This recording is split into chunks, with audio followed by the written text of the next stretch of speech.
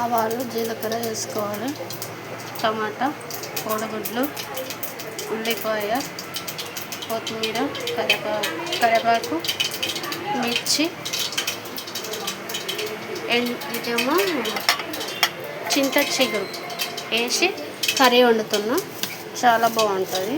చింత చిగురు వేసి కోడిగుడ్లు ఇవన్నీ వేసుకోవాలి. పచ్చిమిర్చి, తర్వాత కొత్తిమీర,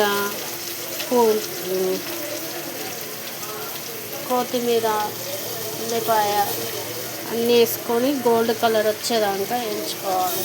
తర్వాత పసుపు, అల్లం వేసుకున్నాక టమాటా వేసుకొని కొంచెం గోలినాక తర్వాత చింత చిగురు వేసి లాస్ట్ గుడ్లు వేసుకోవాలి.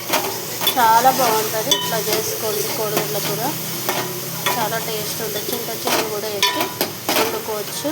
చాలా టేస్ట్ ఉంటుంది. గోల్డ్ కలర్ వచ్చేదానికి వేయించుకోవాలి. కొంచెం అల్లం, కొంచెం పసుపు వేసుకొని కలపాలి. బాగా మిక్సింగ్ చేసుకోవాలి.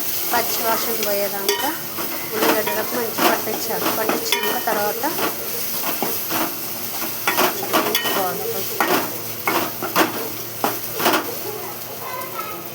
తర్వాత టమాటా ముక్కలు ఇందులో వేసుకొని కొంచెం సాల్ట్ వేసుకోవాలి. తొందరగా ఉడకడానికి, మగ్గడానికి.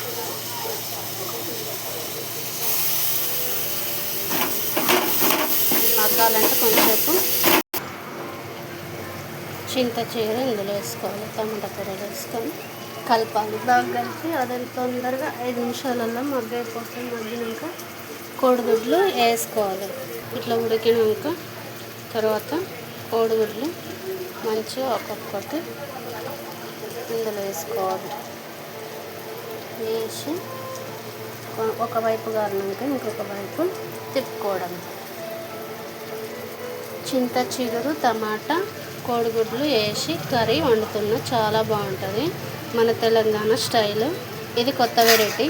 ఈరోజు మీకు ఇది పెడుతున్నా. ఇంకొక వీడియో కూడా మీకు రెసిపీ పెడతా. ఇప్పుడు అది కూడా బొంబాయి రవ్వతో ఒక స్నాక్ రెడీ చేస్తున్నా. చాలా బాగుంటుంది టేస్ట్. లైక్ చేయండి, షేర్ చేయండి, బెల్ కొట్టండి, కామెంట్ పెట్టండి ప్లీజ్ ఫ్రెండ్స్. ఇది కొంచెం సేపు మగ్గాలి. మగ్గినాక తర్వాత ఉప్పు, కారం, స్పూన్నర కారం వేసుకుంటే చాలా బాగుంటుంది. ఒక స్పూన్ కారం,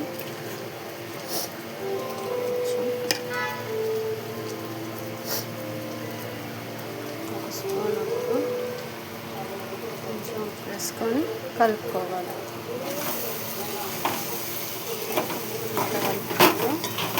చాలా బాగుంటుంది. లైక్ చేయండి, షేర్ చేయండి, బెల్ కొట్టండి, కామెంట్ పెట్టండి ప్లీజ్ ఫ్రెండ్స్.